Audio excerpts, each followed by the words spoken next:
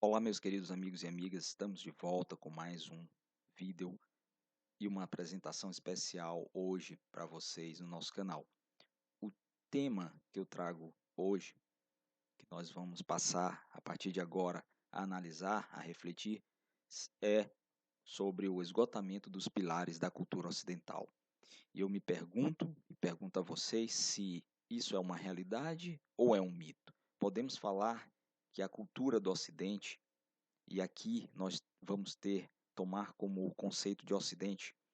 a tradição greco-romana, tudo aquilo que essas culturas legaram ao longo do tempo para as outras culturas, para as civilizações, os estados, as nações, os países que compõem este lado do mundo chamado de Ocidente. Hoje em dia, há muitos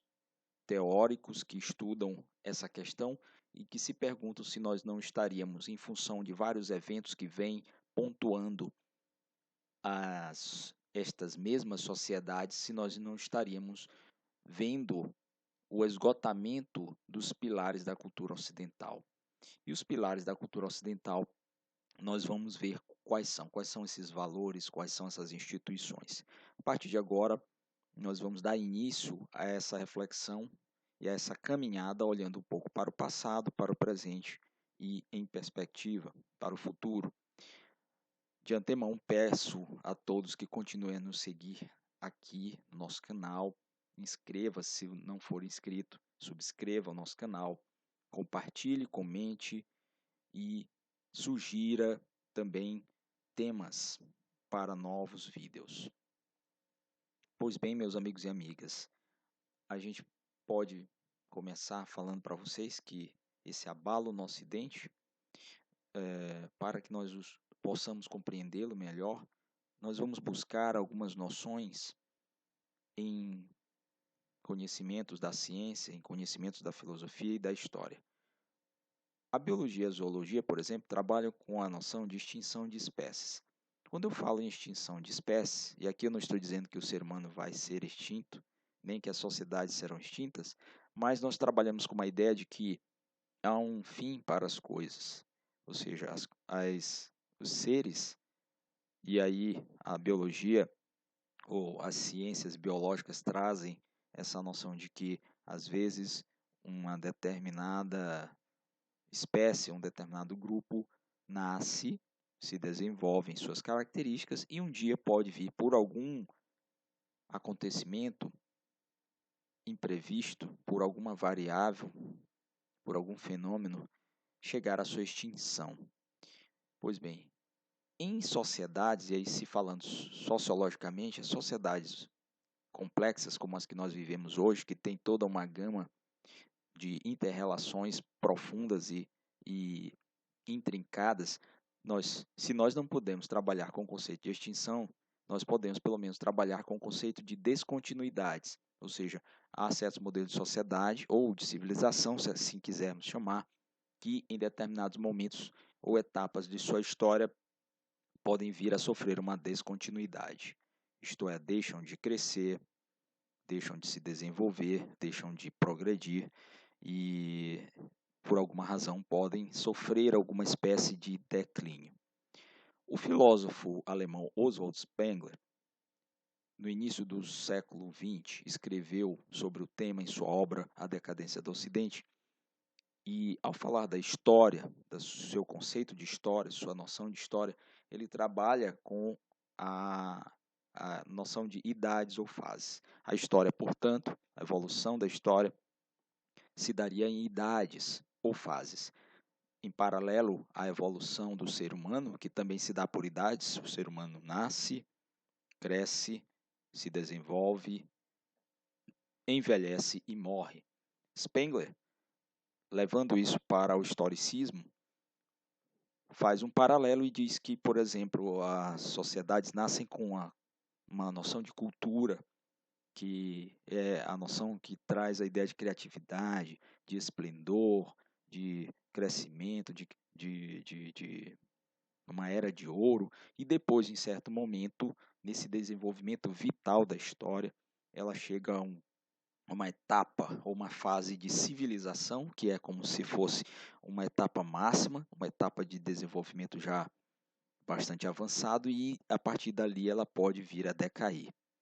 Essa é uma noção que o Spengler trabalha nessa obra que eu citei, A Decadência do Ocidente. Por fim, falando em sistemas e sistemas complexos, e não mais só na sociedade, mas naquilo que ela faz uso, nos sistemas de comunicação, nos sistemas tecnológicos, nós temos, por exemplo, com quem trabalha com essa noção de tecnologia, a ideia de que existem sistemas que são extremamente complexos, mas que não são deterministas. Ou seja, ele possui algumas variáveis e componentes que não são muito bem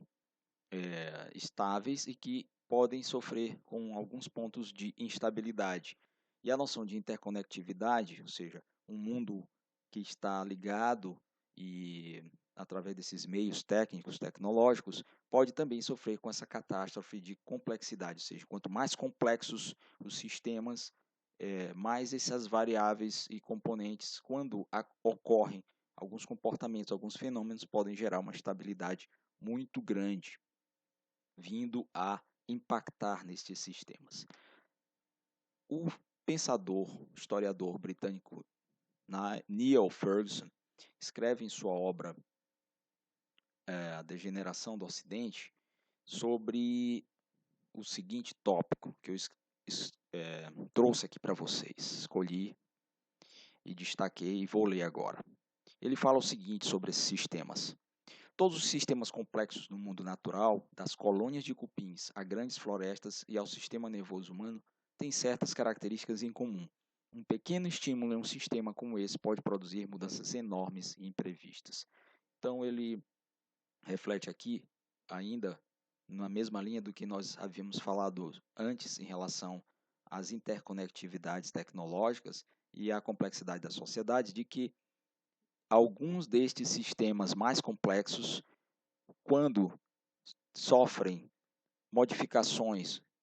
a partir de pequenos estímulos no interior deles, essas mudanças, estes acontecimentos que não podem ser previstos, estas variáveis que mexem com a complexidade do sistema, podem produzir enormes mudanças, mudanças imprevistas que impactam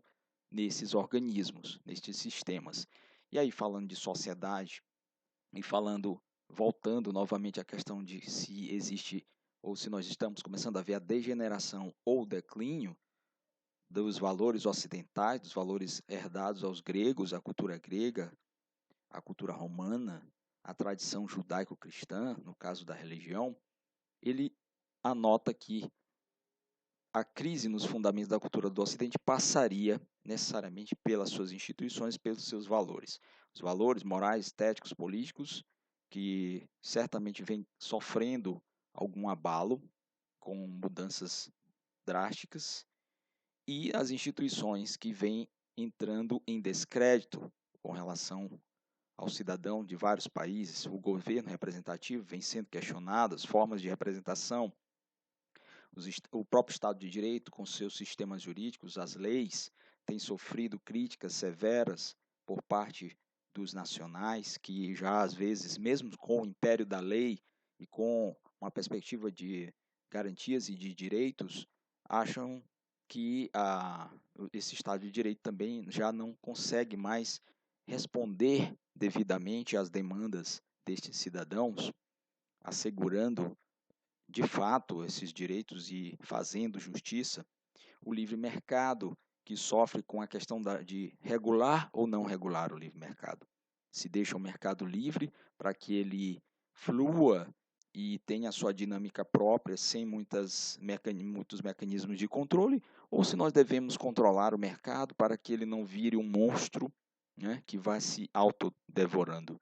E, por fim, ainda sob a perspectiva do que diz o historiador britânico,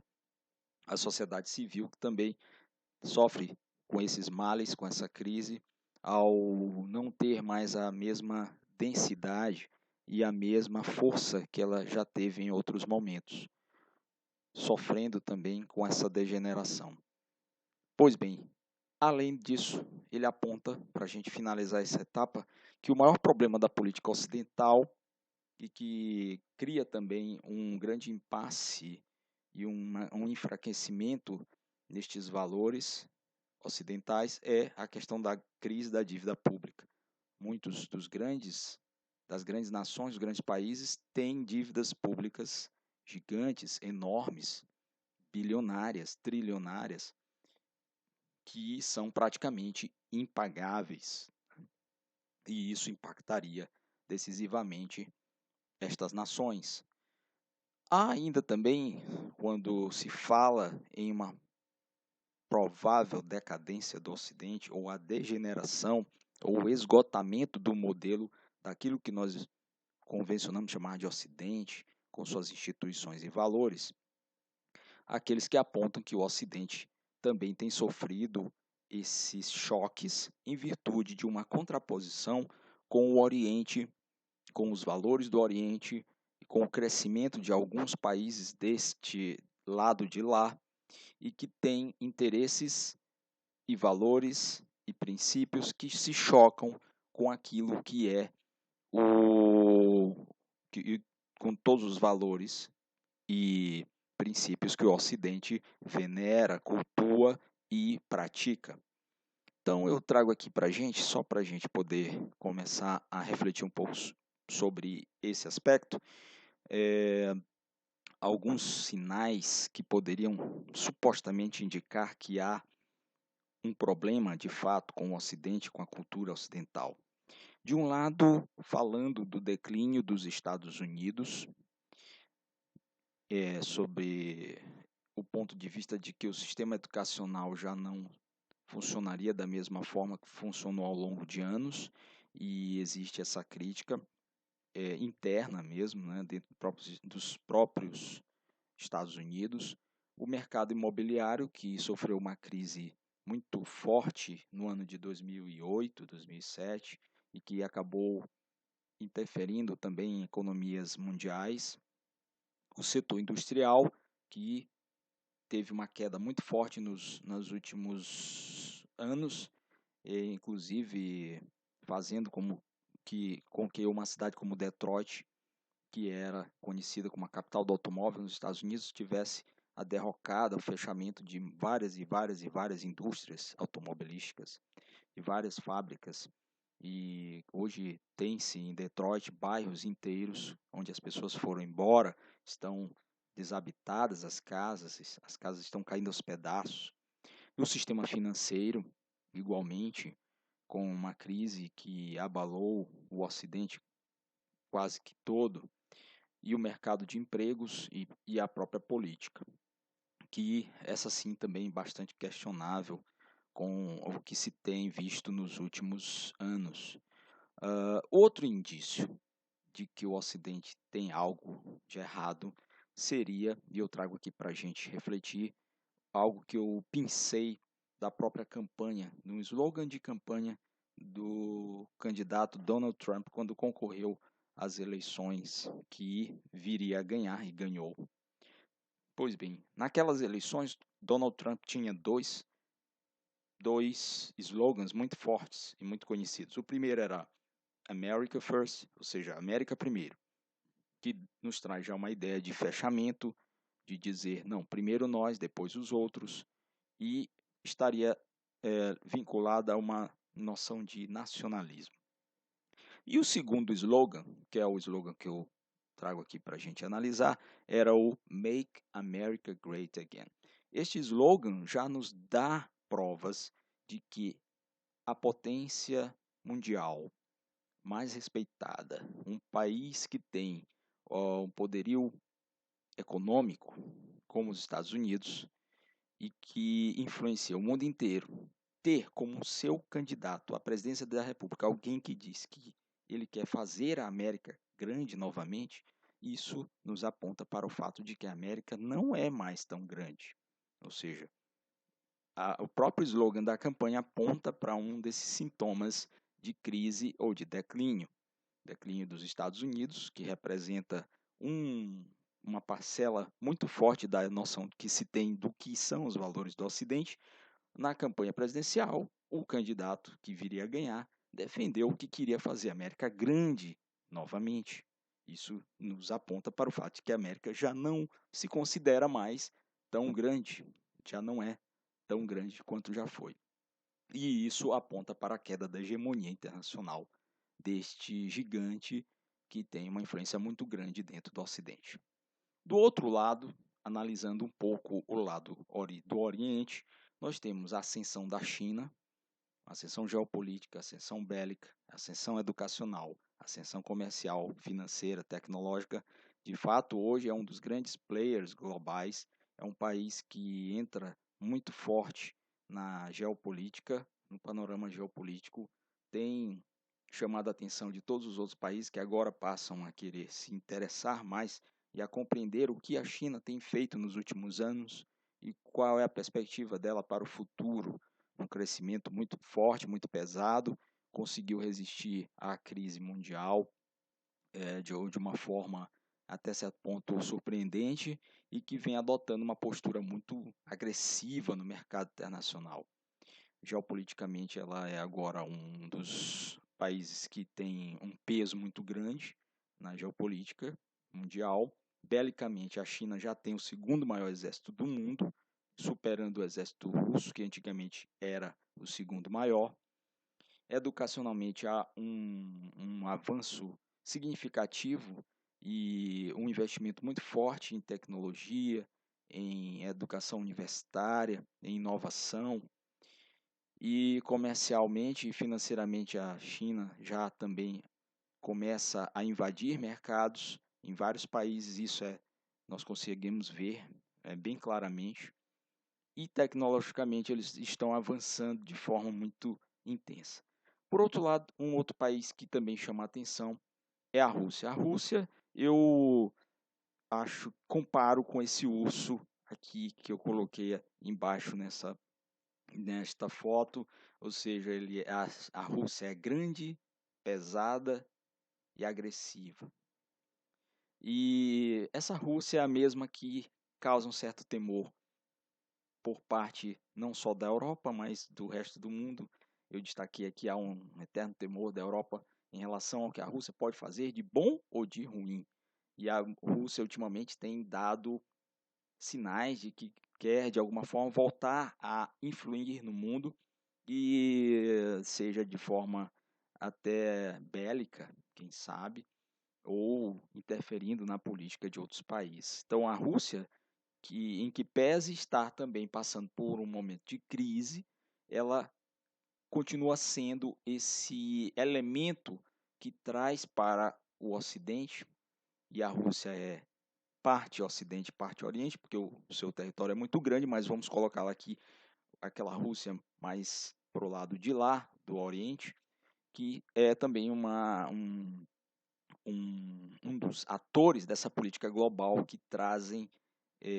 com seus valores e com aquilo que ela busca atingir um certo impacto também na cultura do Ocidente. A Índia seria um terceiro elemento a pautar aqui nesta ascensão do Oriente ou de países do Oriente, sendo um dos novos players globais também. Mas esses sinais de um tempo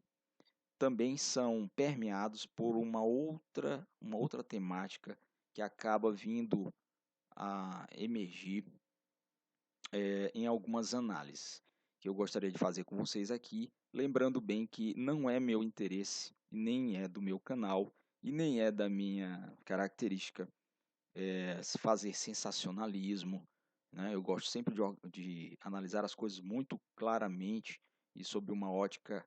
mais racional e menos emotiva ou sensacionalista. Não é esse o meu critério e não é isso que eu vou fazer. Portanto, não gosto de trabalhar com teorias de conspiração. Mas dentro do que eu penso e do que eu analiso, eu vejo essa noção do globalismo não como uma teoria da conspiração, mas como um fato. Ou seja, ele pode ser, como de fato já está em curso, um acontecimento crível. Portanto, há por parte de grupos muito poderosos, com certeza, e são grupos de vários países, inclusive do Ocidente, né, de forma mais destacada, a intenção de tentar criar um mundo interconectado, uma interligação planetária.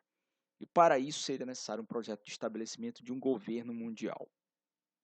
Esse governo mundial teria por trás uma elite pensante e organismos internacionais. Esses organismos, um dia, quem sabe, possam vir até a sobrepujar a própria ONU, né? União das Nações Unidas,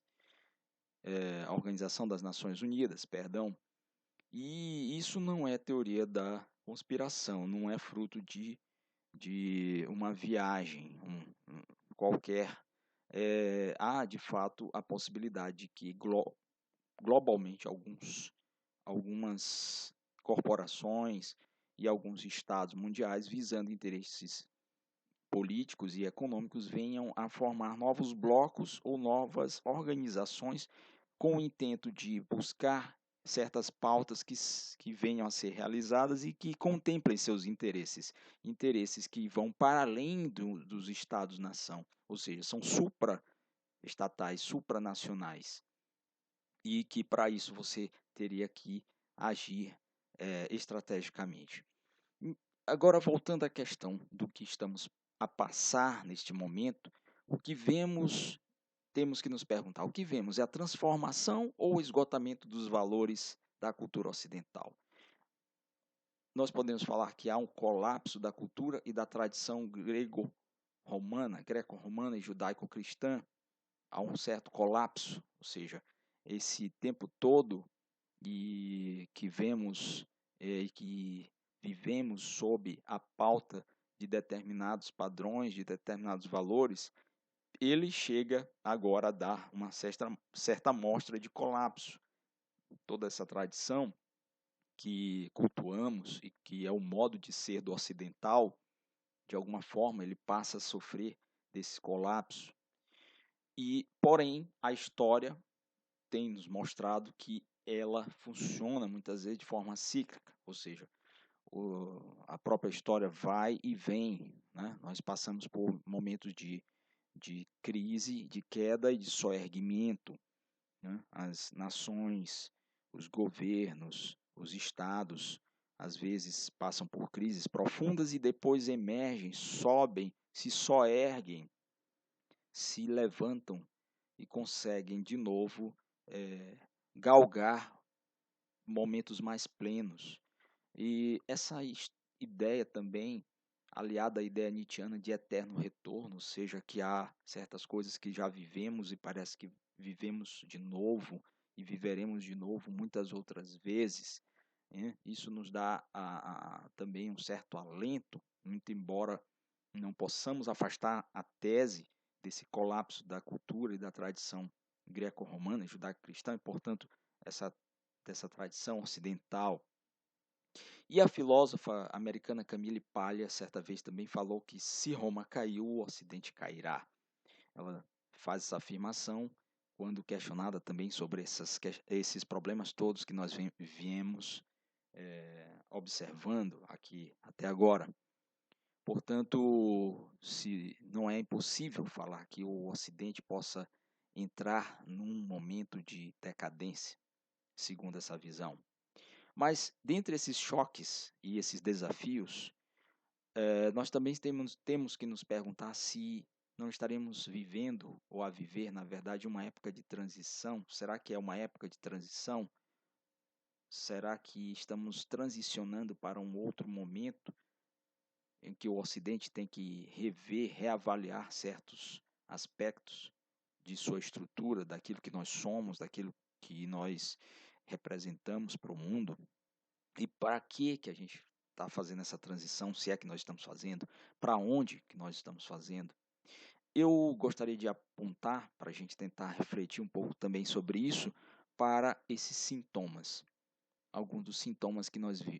podemos visualizar hoje em dia. Um deles, por exemplo, é o enfraquecimento da figura do masculino e o surgimento de um neofeminismo. Ou seja, aquele homem do patriarcado, aquele homem como figura central na história humana, ele começa a dar lugar a um poder maior, a um destaque maior da mulher e a organização de um movimento renovado do feminismo, com valores que não só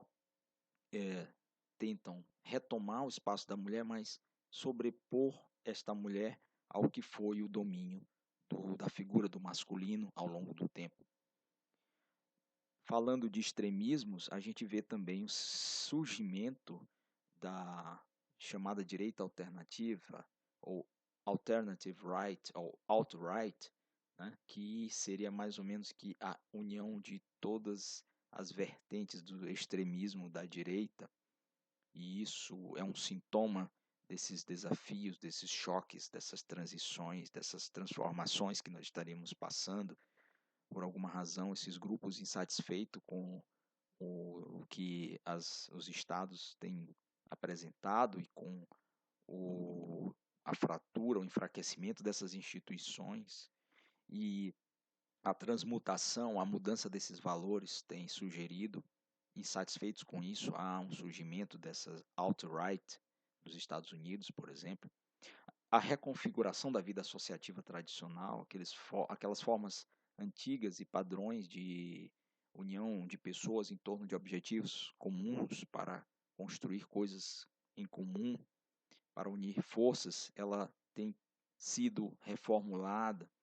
e ela tem sofrido também algum enfraquecimento, porque já não é mais tão comum você ver as pessoas de fato e realmente se encontrando para fazer acontecer essa vida associativa, e ela começa a sofrer a competição de outros modos de vida associativa não fáticos, não materiais, mais subjetivos ou virtuais, como redes sociais, como comunidades online, voltadas para interesses mútuos, mas que não necessariamente têm a reunião no espaço físico de pessoas físicas atrás de um objetivo comum. E a pensadora, a pesquisadora Amy Chua, numa obra chamada Political Tribes, ela traz também um outro elemento, um outro sintoma dessa transição do tempo, dessa etapa que estamos vivendo, que é o surgimento das political tribes, que ela chama de political tribes, que seriam identidades primárias, como se fosse uma volta do homem de hoje a um modelo de associação neotribal, né? E aí vamos falar aqui de um neotribalismo, um fechamento em pequenos grupos, né? Pequenos grupos de interesse e a tentativa de restabelecer identidades primárias nesses grupos é um sintoma. Por fim, então, a gente vê que é muito complexo o panorama que se apresenta. E talvez por isso, hoje nós vivamos tão confusamente este tempo. Talvez por isso há mais dúvidas do que certezas.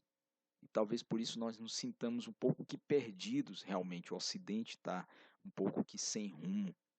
E os países, com suas peculiaridades, começam a sentir isso nos seus dias, nas suas vivências íntimas. E isso me fez lembrar, e eu trago aqui para a gente, a comparação do que em outros tempos, e a história realmente nos ensina sempre. Por exemplo, o do mundo helênico. Os gregos, no passado, também já tiveram um momento em que a sua civilização, que chegou uma etapa de primor quase que absoluto, né? E que foi justamente a partir dela que nós pudemos extrair tudo aquilo que de mais fundamental o Ocidente estruturou e depois começou a dar continuidade naqueles valores. Quando o mundo grego se tornou, teve início um processo de degeneração, de decadência, quando as colônias gregas que lutavam entre si, as cidades-estado, batalhavam, guerreavam entre si e começaram a perder a unidade cultural que havia naqueles povos daquela região, e com a invasão dos persas e invasão de outros povos, no período helenístico, ou seja, da fase anterior, que era uma fase de esplendor da cultura grega, há uma fase de decadência quando a Grécia é invadida por Alexandre o Grande e os persas tomam conta daquele império, daquele mundo grego, e a Grécia de fato começa um processo de derrocada. Os gregos ficam perdidos porque já não conseguiam mais se reconhecer naquilo que lhe era mais intensamente identitário, que era a cidade, a polis, a terra, a pátria, a língua, os costumes, e se vê invadidos por uma outra cultura que era uma cultura do Oriente, e Alexandre invade e transforma a Grécia numa outra coisa. Ele reformula, ele transmuta a Grécia, a Hélade clássica, numa nova Hélade, e a polis numa cosmopolis, e a cultura grega mais primária, mais pura, numa miscelânea, porque ele traz gente de todo lugar do mundo e ele traz símbolos e culturas outras e valores outras e profundamente destrói ou reformula tudo aquilo que a Grécia tinha. E os gregos sentem muito com isso e passam a ficar, de certa forma, um pouco que perdidos, porque eles já não se reconheciam mais como a Hélade, a Grécia. Isso é mais ou menos o que nós temos visto passar agora, né? Podemos fazer um paralelo, talvez, com esta vivência de estar perdido e de não se encontrar mais naquilo que antes era o seu lugar. E para tentar entender, a gente caminha agora para o fim dessa nossa exposição, para tentar entender ainda esse momento que é muito difícil até de ser explicado. E ele é muito difícil porque nós estamos ainda dentro dele, como eu já falei em outros momentos, essas sociedades complexas, com esses acontecimentos e essas variáveis que interrompem certa lógica e que vêm de forma que nos toma de chofre e a gente não consegue identificar muito bem o que é que está a acontecer. É muito difícil a gente falar sobre a história, interpretar o tempo presente quando as coisas estão em processo, nós estamos ainda vivenciando tudo isso. Então é muito difícil você entender, você perceber e você nomear as coisas e você refletir sobre elas e compreender de fato o que é que se passa. Por isso a história é muito mais um olhar para trás. É mais fácil você falar sobre um contexto de um fato que já passou e tentar sobre ele se debruçar do que você tentar decodificar uma coisa que ainda não terminou. Nós vivemos ainda, hoje, a crise das normas, ou seja, nós queremos muitos direitos, mas não toleramos os deveres, as obrigações.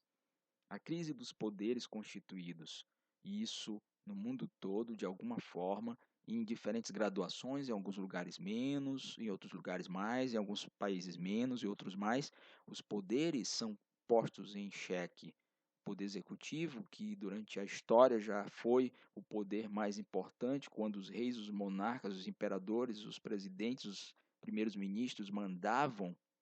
gerenciavam politicamente os povos, as nações, hoje em dia perdeu seu espaço e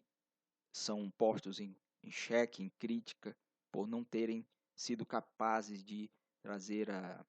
a justiça, de promover o crescimento, de garantir a liberdade dos povos, de dar uma ordem de estabilidade às coisas e de se envolverem quase que invariavelmente em processos de corrupção, de não ética. O legislativo, por sua vez, com o parlamento, que depois, com a decadência, com a substituição do lugar central dos executivos, se torna o poder ou a função do Estado mais evidenciada, mais forte, mais importante pela sua representação, porque recebe do povo essa legitimação para fazer as leis, também cai nessa mesma espiral de erros, nessa mesma espiral de vícios e passa a ser mais apenas um elemento no mau funcionamento do Estado. E o judiciário que, por último, já no final do século XX, início do século XXI, começa a ter um papel de protagonismo, garantindo os direitos dos cidadãos em cada cultura, em cada nação, também hoje começa a sofrer do mesmo mal que já sofreu o executivo e que já sofreu o legislativo, ou seja, ter sua credibilidade questionada pela forma como vem sendo feita a aplicação das leis no mundo. Ou seja, nem sempre se realiza a justiça. O judiciário aplica leis, interpreta, usa do seu poder, mas nem sempre atinge o ideal que é a justiça. A suplantação da realidade pela virtualidade e do verdadeiro pelo falso é também um desses sintomas e um desses problemas que estamos vivenciando hoje, nesses confusos tempos. Não se sabe muito mais bem ao certo o que é verdadeiro, o que é falso, o que é uma notícia verdadeira, o que é uma notícia falsa, o que é um fato que aconteceu ou se aquele fato não aconteceu. Outra coisa que fica muito forte e que nós temos notado dentre esses problemas da atualidade é a destruição da linguagem e do intelecto, ou seja, a linguagem ela fenece, ela decai, ela se desqualifica, ela se empobrece na cultura, na música, nas artes, na literatura, no cotidiano, cada vez menos importância se dá à real necessidade de cultivar a linguagem e o intelecto, por sua vez, que é colocado às vezes como de forma pedante, o intelectual não é a pessoa do povo, logo ela não é vista com bons olhos, quando deveria ser um dos luminares das sociedades. O intelectual tem que ser ouvido, tem que ser questionado, tem que ser fustigado, ele tem que ter também uma certa responsabilidade para com a nação, com o país, e esse intelecto, muitas vezes, ele também é colocado num segundo, num terceiro plano, junto com a destruição da linguagem, a destruição do intelecto. Então, opta-se sempre pelo que é mais simples, pelo que é mais fácil, pelo que é mais superficial, em matéria de cultura, em matéria de música, em matéria de arte, e o intelecto perde com isso. E, por fim, para tentar entender também esse nosso tempo, a gente tem que ver e tem que entender que nós vivemos hoje numa velocidade, numa vertigem. É o mundo da velocidade e da vertigem. Tudo passa muito rápido, o dia cada dia o presente é mais e mais um passado, porque as coisas se dão num transcorrer muito intenso, e já não se tem muito tempo até para refletir, para compreender as coisas, porque elas mudam muito rápido. Portanto, a gente fica muito mais com indagações do que com respostas, e o Ocidente, de fato, tem que se questionar sobre isso que vem ocorrendo, sobre esses sintomas, sobre esses eventos, e ele se põe num momento de tensão, num momento de estar numa situação de abismo, naquela situação em que você separa as coisas, em que você cai num abismo, você observa o abismo, mas às vezes até de dentro do abismo, e tem que ter muita sagacidade para tentar subir de volta, para tentar escalar e chegar ao topo da montanha novamente, poder visualizar o Oriente, visualizar o horizonte e de novo encontrar um caminho, uma saída, uma luz, né? Já que de fato nós podemos ver que há um momento de transição, há um momento de colocação de novos problemas, de novos desafios, que se não forem devidamente pensados e que se não se der a devida importância a eles e não se buscar a melhor forma de superá-los, isso de fato pode vir a acarretar numa transformação ainda maior e mais drástica de todas essas questões, de todos esses sintomas, de todas essas pistas que nos mostram que hoje nós estamos num momento limite, nós estamos vivendo um desses patamares da história que já se passou por ele várias e várias vezes, esses momentos fundamentais de história, onde muita coisa muda, onde muita coisa vai ter que ser repensada e que alguns valores vão ter que ser resgatados para que se possa construir de forma mais sólida de novo um futuro. Outros vão ter que ser superados necessariamente e outros vão ter que ser readequados, ou seja, vai ter que se fazer um esforço muito grande enquanto nação, as nações, para saber naquilo em que elas devem unir forças e contra o que elas devem unir forças para não se estabelecer a partir daqui a mais algum tempo, de fato, uma derrocada verdadeira de vários desses valores. O Ocidente tenha e que o Ocidente venha a ter ou sofrer uma era, uma etapa ou um momento histórico nas próximas décadas de crise real. Se é que a crise não existe, ou se é que nós passamos muito mais por transformações e reconfigurações daquilo que nós construímos até hoje enquanto cultura e enquanto civilização, se nós não tivermos de fato interesse agora em enfrentar de frente esses problemas e pensar sobre eles e em torná-los um, uma, uma questão crucial para buscarmos as soluções, não se poderá ter certeza sobre o que nós vamos viver daqui a mais algumas décadas, se nós teremos ainda a chance de dizer que de fato a crise passou ou que de fato aquilo era apenas um momento necessário, uma etapa necessária do devir da história. Era esse o nosso o vídeo de hoje, a reflexão que eu trouxe para vocês, essa apresentação aqui especial sobre um tema que é do momento, um tema muito complexo, muito difícil de abordar até, porque as perspectivas são variadas, mas que eu acho que servem para a gente poder começar a pensar sobre ele, refletir sobre ele, enquanto estamos em processo, enquanto estamos a passar por isso. Pois bem, então eu me despeço aqui para pedir para vocês e peço para vocês mais uma vez continuarem a nos seguir aqui no nosso canal, Rogério Rocha, no YouTube e no Facebook também, deixando seus compartilhamentos, deixando seus likes, comentando e pedindo novos vídeos. Até a próxima, espero que tenham gostado. Grande abraço, tchau.